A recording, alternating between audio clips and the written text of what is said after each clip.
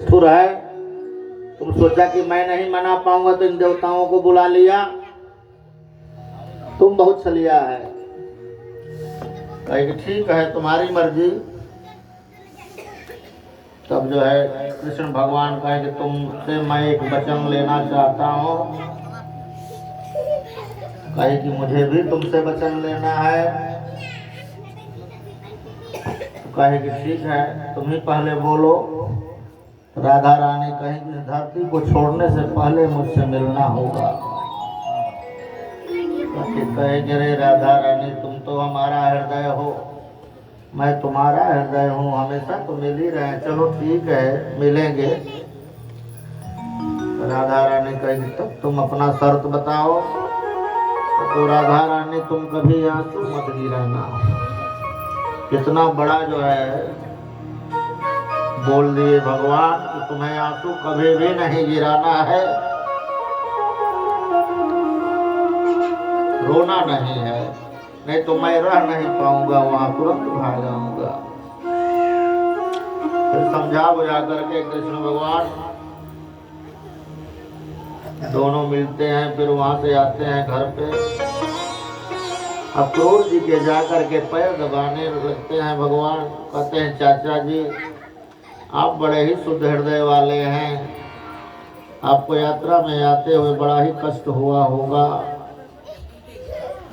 चाचा जी हमारे माता पिता को कितना कष्ट झेलना पड़ा, हमारे लिए वो जेल में पड़े रहे, अनेकों यातनाएं भोगे और मैं यहाँ आकर पड़ा हूँ। मैं बहुत दिनों से सोच रहा था कब आप लोगों का संयोग होगा। इस तरह से रात्रि बीत गई। वह हुआ कृष्ण और बलराम दोनों तैयार होते हैं और रथ जो है तैयार करके क्रूर जी आ जाते हैं। सारी गोपियां आकर के घेर लेती हैं नंद बाबा के द्वार पर। नंद और यशोदा भी एकदम जैसे लगता है कि निष्प्राण हो गए, रोने लगते हैं। उनके आंख से आंसू बहती रहती है, सारी गोपियां रोती हैं। सबसे मिलने के बाद कृष्ण और बलराम रथ पर जाकर सवार होते हैं। अक्रूर जी जो है धीरे धीरे रथ को आगे बढ़ाते हैं। आगे बढ़ने पर सभी गोपियां रास्ता को छेद करके सभी रास्ते पर सो जाती हैं। अब अक्रूर जी देखते हैं कि ये तो बड़ा गड़बड़ है। सारथी जो रहा रथ को रोक दिया। क्या बात है? तो देखिए आगे। अक्रूर जी कहते हैं कि रे हट जाओ देवियों हट जाओ, हम लोगों को बहुत विलंब हो रहा है। इसके बाद कृष्ण भगवान रथ से उतरते हैं, सभी गोपियों को समझाते हैं तुम लोग काहे इतना बेचैन हो, हमें तो इस धरती पर बहुत काम करना है, मुझे अपना कर्म तो करने दो। यहाँ का कर्म हो चुका पूरा, आगे भी तो करना है। तुम लोग उठो, मैं तो तुम्हारे पास हमेशा हूँ, हम तुम्हारे हृदय में हैं। बहुत समझाए बुझाए। गोपियां जो है क्रूर को बोलती हैं कि तू अब क्रूर नहीं क्रूर है, वहां दुष्ट है, आकर के हमारे कान्हा को हमारे प्राण को लिए जा रहा है। कृष्ण भगवान बहुत ही समझाए। समझाने बुझाने के बाद जो है तो रास्ते से हटती है।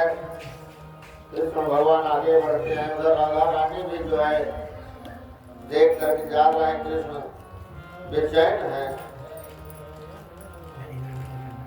फिर आगे बढ़ते हैं। बढ़ने के बाद अब क्रूर जी कहते हैं कि थोड़ा मैं स्नान करना चाहता हूँ। स्नान के बहाने अपने सैनिकों को जो लगा रखे थे सोचे कि नहाएंगे और इसी के बहाने सैनिकों से अपना समाचार भी ले लेंगे।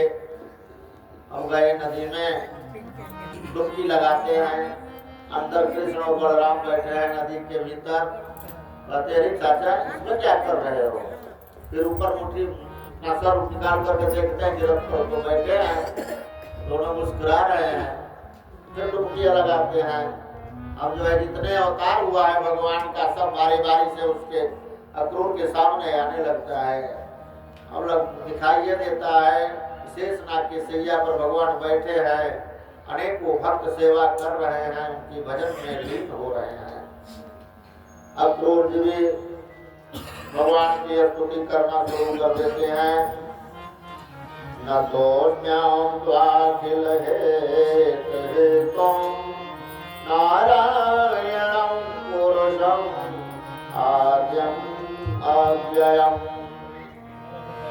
जन्माभिजाता निर्विण्डकोशात् ब्रह्मा विरासेर्यते लोकः। हे प्रभु, आप प्रकृति आदि समस्त कारणों के परम कारण हैं। आप ही अविनाशी पुरुषोत्तम नारायण हैं और आपके ही नाभि कमल से और ब्रह्मा जी का आविर्भाव हुआ है, जिन्होंने चराचर जगत की सृष्टि की है। मैं आपके चरणों में नमस्कार करता हूँ। अक्रूर जी स्तुति करते रहते हैं। सत्वं रजः तमः इति भवतः प्रकृते गुणा ते सुखिं प्राकृतः प्रोक्ताया ब्रह्मस्थावरादयः। नमः कारणमस्याय प्रलयादिचराय च अयसिषे नमस्तुभ्यं मधुकैटभमृत्यवे। अकुपाराय बृहते नमो मंगलधारिणे। हेत्योद्धारविहाराय नमः शुकरमूर्तये। नमस्ते अद्भुत सिंहाय साधुलोकभयापः वामनाय नमस्तुभ्यं कांतते भुवनाय च। नमस्ते वासुदेवाय नमः संकर्षणाय च। प्रद्युम्नाय निरोधाय सात्वतां पतये नमः। नमः भृगुणापते श्रेष्ठक्षत्रमनच्छिदे। नमस्ते रघुवर्याय रावणान्तकराय च। हे भगवान, आप ही राम हैं, आप ही कृष्ण हैं, आप नरसिंह हैं, आप ही वामन हैं, आप ही मत्स्यावतार हैं, आप ही परशुराम हैं। आपके चरणों में हमारा बारंबार प्रणाम है। अब जो है अक्रूर जी इसी तरह भगवान की स्तुति में लीन हो जाते हैं। नमस्ते वासुदेवाय सर्वभूतक्षयाय च ऋषिकेश नमस्तुभ्यं प्रपन्नं पाहि प्रभो। हे भगवान, आप मुझे शरणागत की रक्षा कीजिए। मैं आपके चरणों में बारंबार प्रणाम करता हूँ। सुखदेव जी कहते हैं, राजा परीक्षित, अक्रूर एकदम प्रेम से विह्वल हो गया।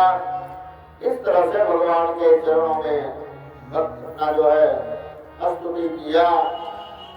इस प्रकार स्तुति करने के बाद में भगवान श्री कृष्ण के जल में अपने दिव्य रूप के दर्शन कराए। फिर उसे छिपा लिया, ठीक वैसे ही जैसे कोई नट अभिनव के लिए कोई रूप दिखाता है, फिर पर्दे के पीछे छिपा देता है। अक्रूर जी ने कहा, हे भगवान, पृथ्वी आकाश या जल में और सारे जगत में जितने भी अद्भुत पदार्थ हैं वे सब आप में ही हैं, क्योंकि आप विश्व रूप हैं। अब मैं आपको ही देख रहा हूँ। अब ऐसी कौन सी अद्भुत वस्तु रह गई जाती है जो मैंने न देखी हो। इसके बाद अक्रूर जी लेकर के भगवान को मथुरा में प्रवेश करते हैं। अक्रूर जी से भगवान कहते हैं कि अब आप जो है जाइए, हम लोग थोड़ा इस नगर को घूमेंगे।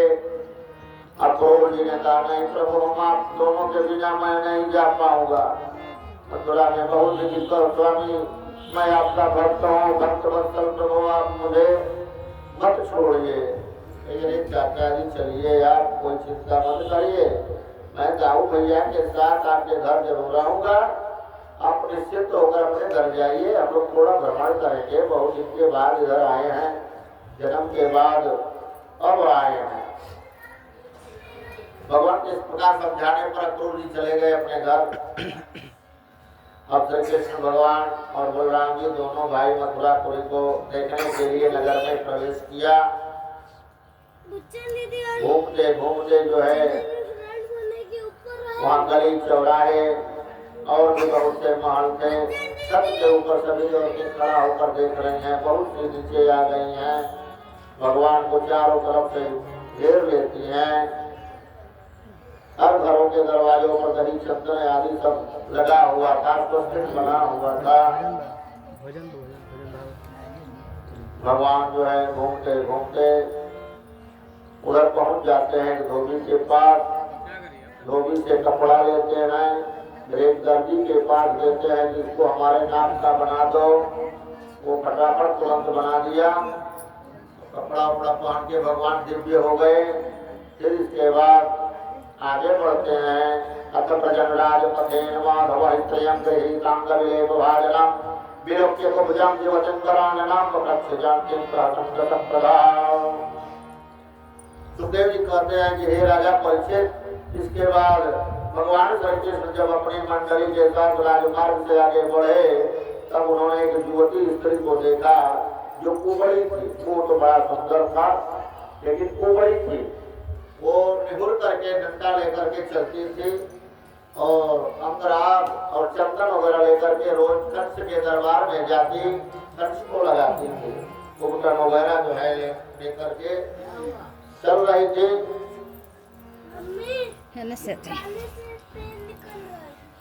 सब भगवान ने पूछा, सुंदरी तुम कौन हो, यह चंदन किसके लिए ले जा रही हो? एक कल्याणी, यह उत्तम चंदन अंतराज हमें भी दो, इस दान से शीघ्र ही तुम्हारा परम कल्याण हो जाएगा। तब सयंत्री बोलती है, दास्याम सुंदरम कंस सम्मता त्रिवक्त्र नामायणवेप कर्मणि मदभावितं भोजपतेरति प्रियं बिना जुआन पोंस्य मस्तदर्हति।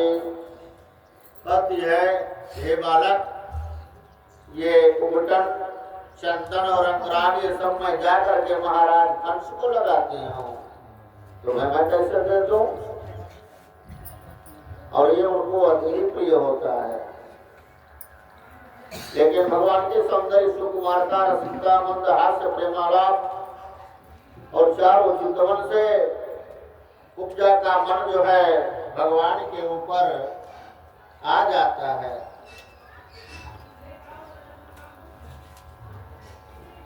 तेरी मंद मंद मुस्कनिया पे, तेरी मंद मंद मुस्कनिया पे बलिहार माधव जी, बलिहार माधव जी।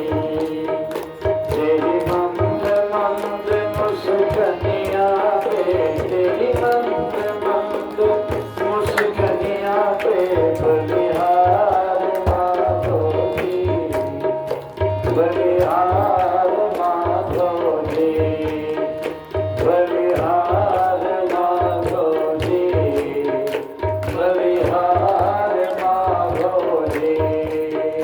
तेरी मंद मंद मुस्कनिया पे, तेरी मंद मंद मुस्कनिया बलिहार माधव जी, बलिहार माधव जी। तेरी मंद मंद मुस्कनिया पर बलिहार माधव जी, बलिहार माधव जी। बलिहार बड़े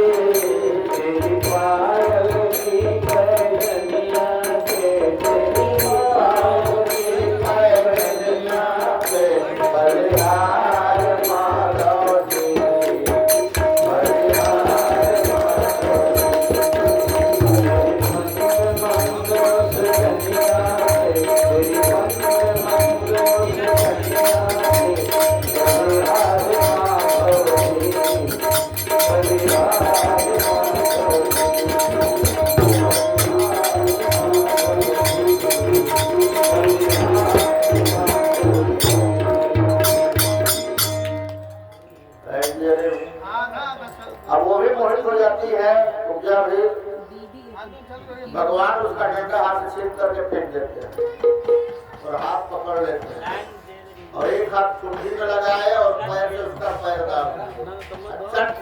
दबा दिए और एकदम सड़ के समान खड़ी हो गई। रूप भी उसका सुंदर हो गया, कुमड़ा भी खत्म हो गया।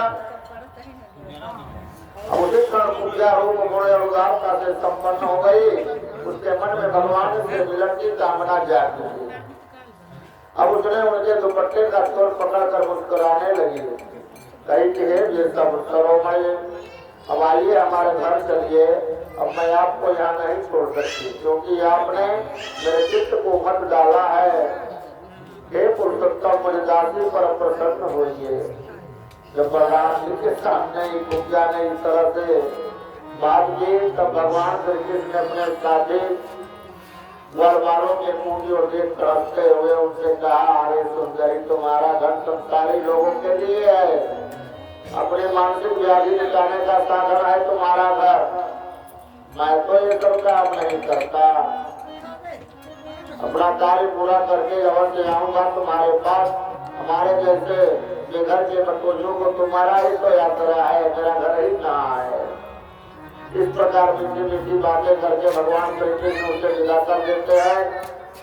इसके बाद व्यापारियों के बाजार में पहुंचते हैं, उधर ये सब देखते हैं घूम फिर करके। फिर भगवान कृष्ण और बलराम जी दोनों जाते हैं मथुरा के दरवाजे पर। यज्ञशाला का धनुष जो है, धनुष यज्ञ रखा गया था, धनुष वहाँ देखते हैं, वहाँ सैनिक लोग घेरे हुए हैं।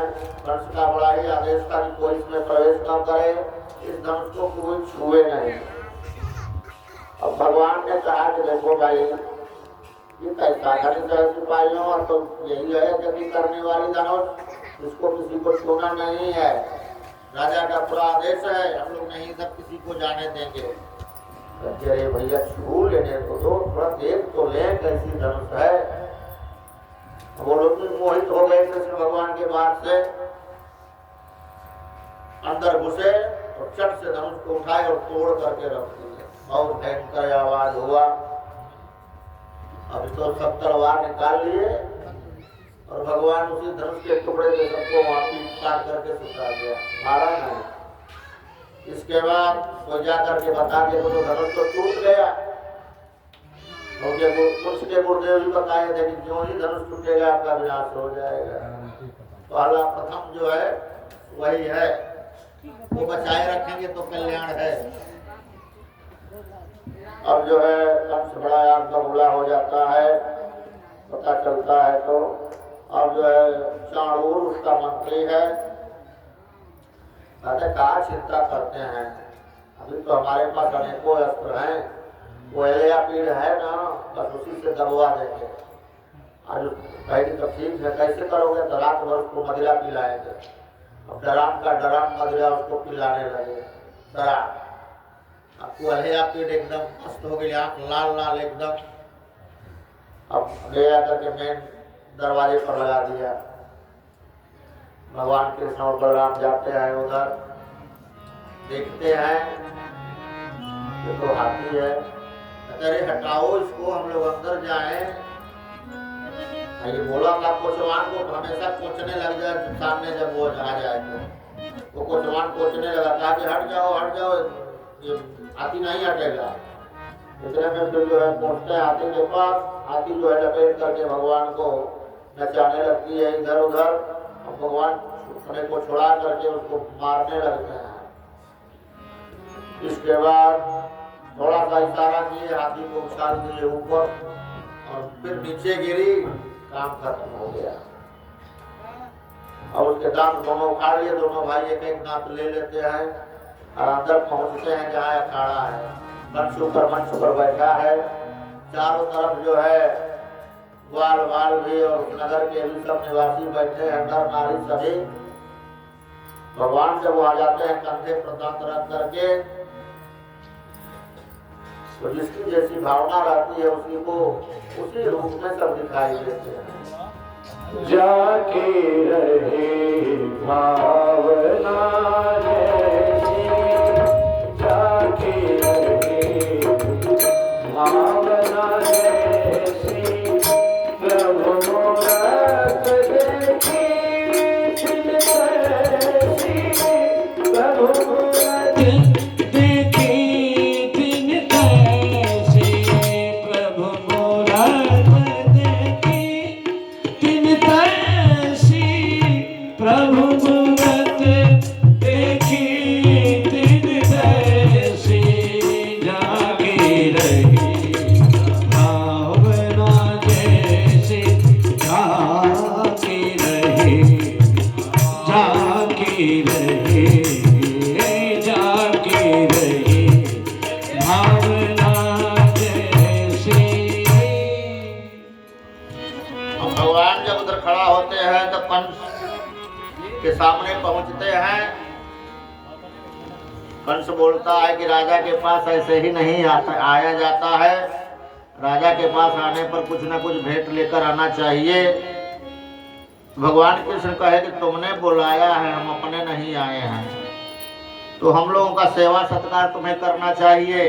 लेकिन फिर भी हम सोचे कि भाई तुमको कुछ भेंट तो लेते चले। हम दोनों भाई एक एक देखो हाथी का दांत लिए है, ले लो इसको, ये भेंट में स्वीकार करो। कृष्ण और भी आंख में बूढ़ा हो जाता है। अब इसके बाद कहता है कि अखाड़े में सभी पहलवानों से जो है बल आजमाना है। भगवान का कि हम लोग इतने छोटे हैं, तुम्हारे पहलवान इतने मुस्टंड है, कैसे लड़ाई होगी? ये तो समानता में होता है कुश्ती। चाणूर कहता है, अरे तुम और बलराम ने बालक तो हो और न तो किशोर हो, तुम दोनों तो बलवानों में ही श्रेष्ठ हो। तुमने अभी अभी हजारों हाथियों का बल रखने वाले कोलिया पीठ को भी मार दिया खेल खेल में। तुम दोनों को हम जैसे पहलवानों के साथ लड़ना चाहिए। भगवान का जो है कृष्ण भगवान का है कि ठीक है, जब तुम्हारी यही इच्छा है तो आ ही जाओ। चाणूर और मुष्टिक दोनों जो है सभी पहलवान उधर जाते हैं और भगवान श्री कृष्ण ने चाणूर के साथ और भगवान बलराम जी मुष्टिक के साथ भिड़ जाते हैं। खेल खेल में ही दोनों को मार डालते हैं और भी पहलवान आते हैं, भगवान दोनों जो है मारते जाते हैं। इसके बाद अंत समय आ गया कंस का। भगवान तुरंत उछल करके कंस के पास पहुंच जाते हैं। कंस भी जो है अपना तलवार निकाल लेता है और भगवान को मारने के लिए तैयार चला देता है तलवार, लेकिन भगवान झटपट जो है उसका बाँह पकड़ लेते हैं। पकड़ लेने के बाद उसको पटकते हैं, वो मारते मारते उसका जो है प्राण पखेरु निकाल देते हैं। कंस मारा गया। इसके बाद सब और जय जयकार होने लगी। जय श्री कृष्ण, जय बलराम, जय श्री कृष्ण, जय बलराम, जय जयकार वहाँ होने लगी। बोले कंस मर्दन भगवान की। अब कृष्ण भगवान और बलराम जी आए नीचे। अक्रूर जी से कहे, नंद बाबा वगैरह आकर भी गले मिले। कंस मारा गया, सभी गोपाल सभी प्रसन्न हुए, सारी मथुरा नगरी प्रसन्न हो गई उसके उत्पात से। इसके बाद कृष्ण और बलराम जी गए हैं जेल में। वहाँ देवकी और वसुदेव दोनों कारागार में बंद थे, जंजीर में बंधा हुआ। जा करके लेट जाते हैं कृष्ण भगवान और बलराम जी भी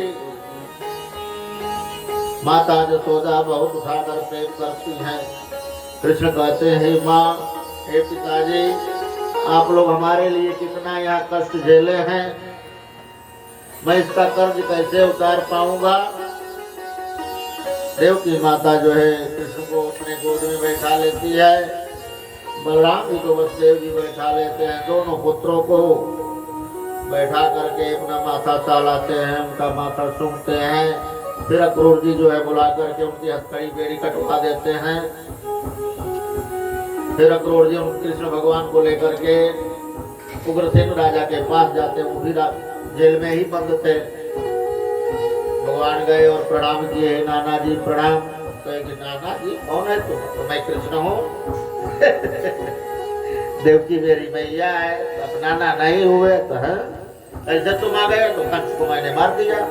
काहे मार दिया? मैं उसको मारता, लेकिन आज तक काहे नहीं मार दिए? आज तक क्यों नहीं मारे?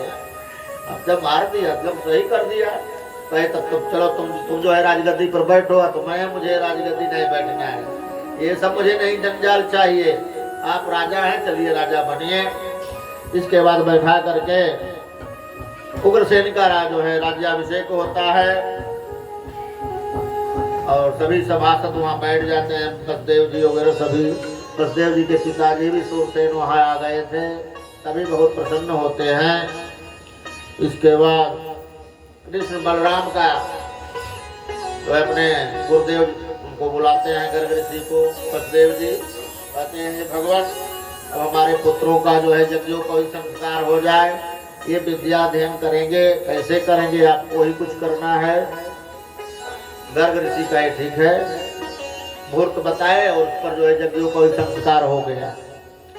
गर्ग ऋषि कहे कि अभी जो है उज्जैन में सांदीपनि मुनि जो है बहुत उत्तम अध्यापक हैं, वहाँ जो है कृष्ण और बलराम जाएं और विद्या अध्ययन करें।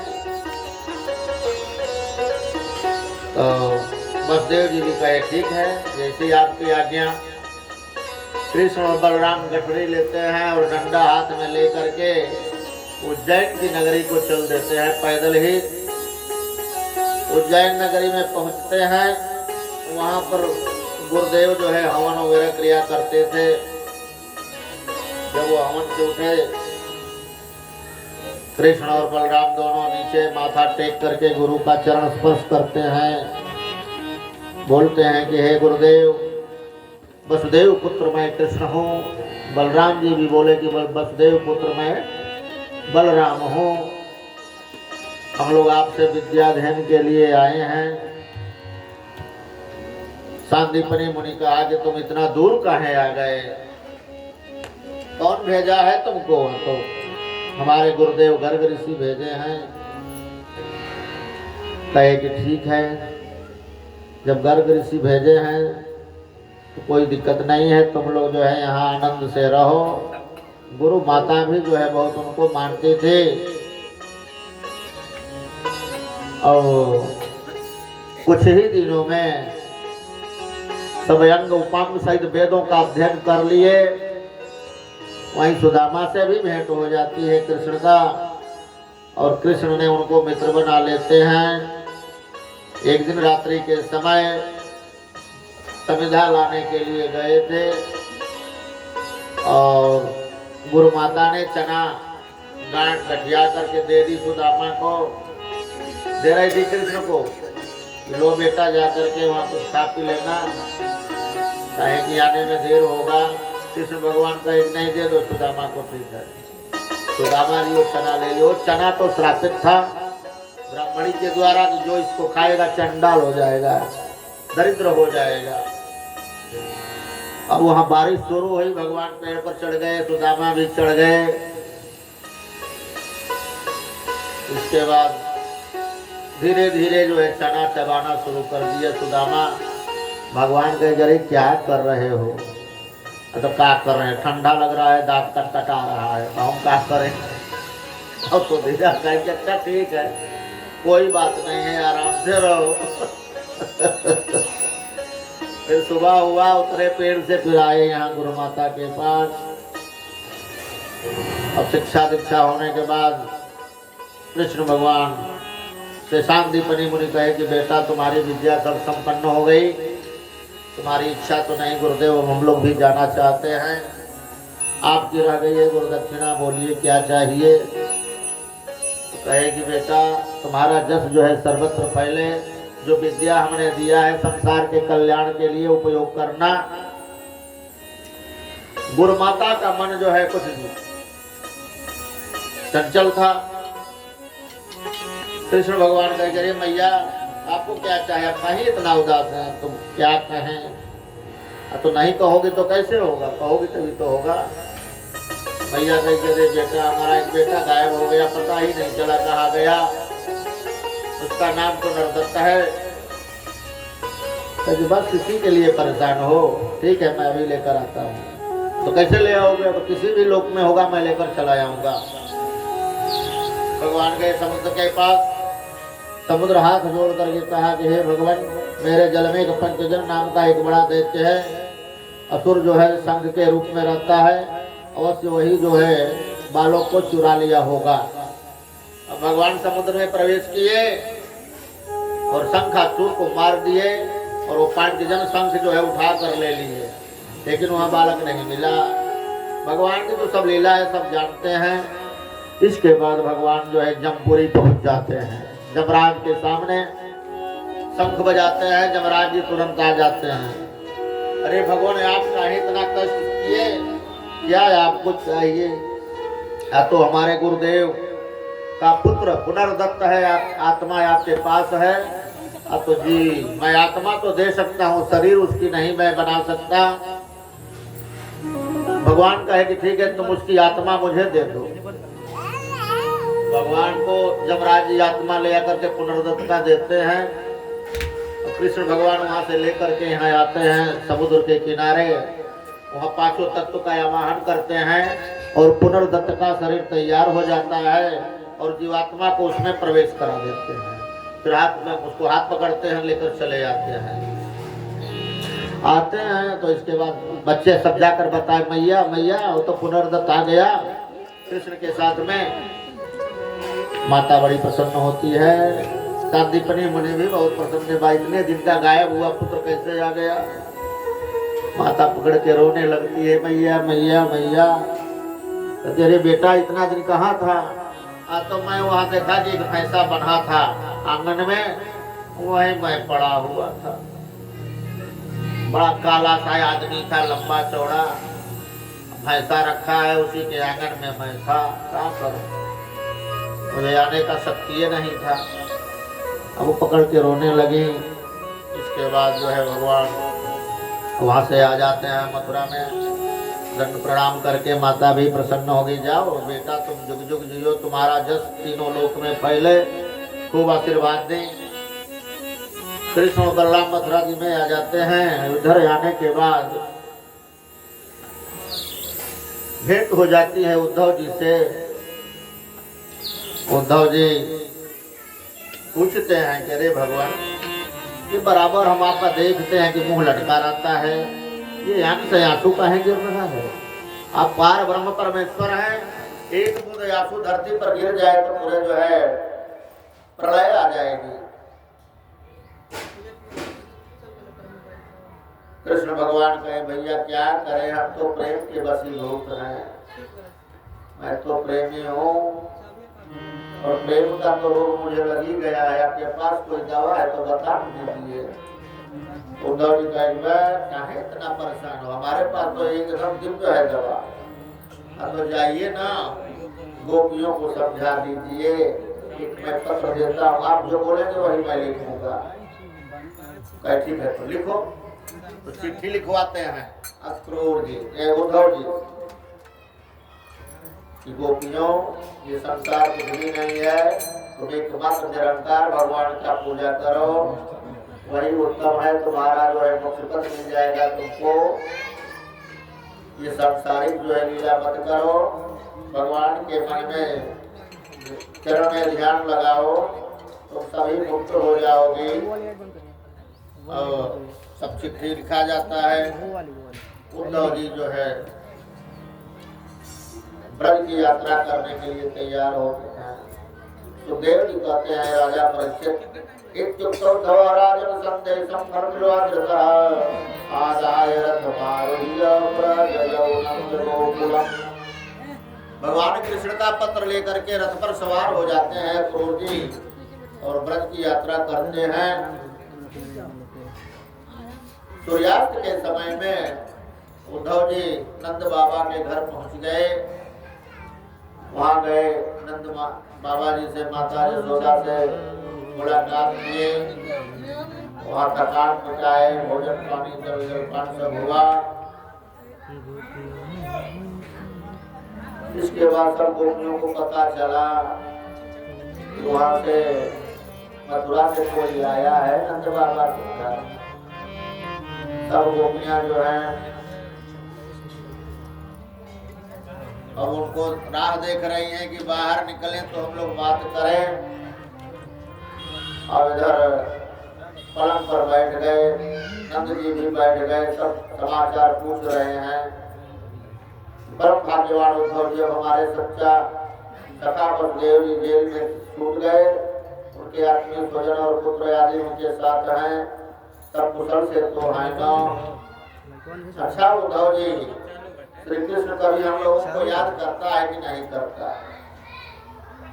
यह उनकी माँ है, स्वजन संबंधी है, सखा है, गोप है, उन्हीं को अपना स्वामी और सर्वस्व मानने वाले ये सारा ब्रजमंडल है, उन्हीं की ये गौवें हैं, वृंदावन है, ये गिरिराज है। क्या वे कभी इनका स्मरण करते हैं? उद्धव जी तो बड़े परेशान हो गए, इतने प्रश्नों की झड़ी लगा दिए नंद बाबा। सुखदेव जी कहते हैं कि नंद बाबा का हृदय तो भगवान श्री कृष्ण के अनुराग रंग में रंगा हुआ था। जब इस प्रकार वे उनकी लीलाओं का एक एक करके स्मरण करने लगे तब वो प्रेम की बाढ़ आ गई, जो विभोर हो गए और मिलने की अत्यंत उत्कंठा होने के कारण उनका गला रुक गया। फिर वो नंद बाबा चुप हो गए। तब उद्धव जी ने कहा, जुआम सुलाध्यात्मो नो यम देहिना मिहमानद नारायणे अखिल गुरौ जत कृतामति जादृशि। हे नंद बाबा, ये जितने रिश्ते नाते हैं सभी सांसारिक लोगों के लिए है। नारायण तो चराचर के स्वामी हैं, सबके हृदय में उन्हीं का निवास है। फिर न इसमें कोई पुत्र है, ना पिता है, ना पति है। इसलिए आप निरंकार भगवान को निरंतर ध्यान कीजिए ना। ये तो सब वासना का मूल है। न माता न पिता तस्य न भार्या न सुता दयः नात्मीयो न पराश्चापि न देहो जन्म एव च। हे नंद बाबा, न कोई किसी का माता है, न कोई किसी का पिता है, न कोई बांधव है, न कोई किसी की पत्नी है। ये सबका शरीर एक ही तत्व से बना हुआ है और एक ही ईश्वर सब में विराजता है। नवचास्य कर सत्तम रजतमहिति भारते निर्गुणो गुणान् निर्भवेतो त्रिमयी सृज्यवती जगदा। ये संसार सतोगुण रजोगुण और तमोगुण में लिप्त होकर के भटक रहा है, अनेकों कर्म करता है। शुभ अशुभ कर्मों के द्वारा वो जीव कभी नरक में जाता है, कभी पाताल में जाता है, कभी स्वर्ग में जाता है। कोई बिरले ही भगवान को पाता है। एवं निशासा प्रवते निर्मिता नंदस्य कृष्णानुचरस्य राजन् गोप्य समोत्थाय नयोप्यदीपान् दास्तुं समर्प्यगम्यवदीयमन्थम्। इसलिए हे नंद बाबा, ये मोह माया का त्याग करिए, एकमात्र भगवान का चिंतन करिए, इसी में जो है कल्याण है। ये तो सब माया का खेल है, यही हरि की माया है। इस माया से विरक्त हो जाइए, आपको परम सुख मिलेगा, परमानंद मिलेगा। अब इधर नंद बाबा तो उनकी चिंतन में एकदम ऐसे रुद गया गला कि कुछ बोल ही नहीं पाते हैं। उद्धव जी का फिर जो है गोपियों के साथ मुलाकात होती है सुबह में। गोपियों को पता चलता है कि उद्धव जी हमारे कन्हैया का पत्र लेकर के आए हैं। उद्धव जी जब जाते हैं और पत्र लिए रहते हैं, कहते हैं अरे क्या क्या लाए हो इसमें, क्या लिखा है मेरे का नाम? अपने हाथ से लिखा है। अपने हाथ से लिखा है, क्या लिखा है? और सब लुझ जाती है, सब पत्र छीन करके फाड़ फाड़ करके चुपती छोटा छोटा ले करके अपने पास रखती, कोई इधर सटाती है मुंह पर, कोई बाघ के पीछे जा करके फुलवारी के पीछे मुंह के सामने सटाती है और कृष्ण में एकदम तन्मय हो जाती है, लगता है उसे आलिंगन कर रही है। सभी गोपियां उस चिट्ठपत्र को लेकर के इधर उधर घूम रही हैं। अब ये बोले, उद्धव जी तो परेशान हो गए, कहे कि ये सब क्या ड्रामा कर रही हो, तुम तो एकदम निर्गुण निराकार ब्रह्म को भजो, तुम्हारा काम ठीक हो जाएगा। अब बोलती है, कोई कह रहे तुमने किसी से प्यार कभी किया है? प्यार के बारे में कभी नाम सुना है कि प्यार किसको कहते हैं? अब इधर जो है जादू घर वाला का है। अच्छा, चलिए दूसरे जैसे ये तो प्रेम की बात है उधो, बंदगी तेरे बस की नहीं है। ये तो प्रेम की बात है उधो, बंदगी तेरे बस की नहीं है। ये तो प्रेम की बात है उधो।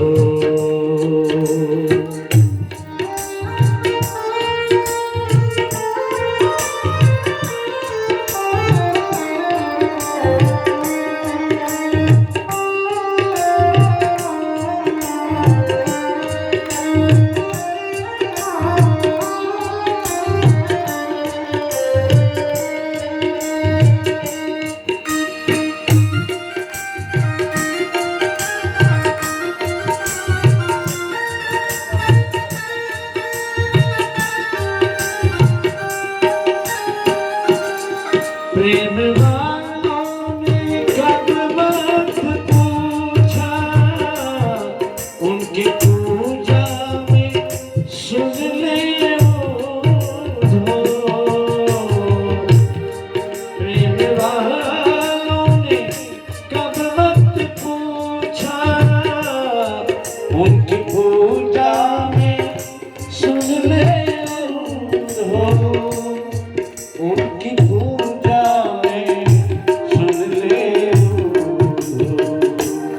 यहाँ दम दम में होती है पूजा, यहाँ दम दम में होती है पूजा।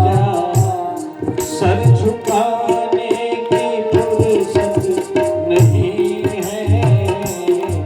ये तो प्रेम की बात है उधो, बंदगी तेरे बस की नहीं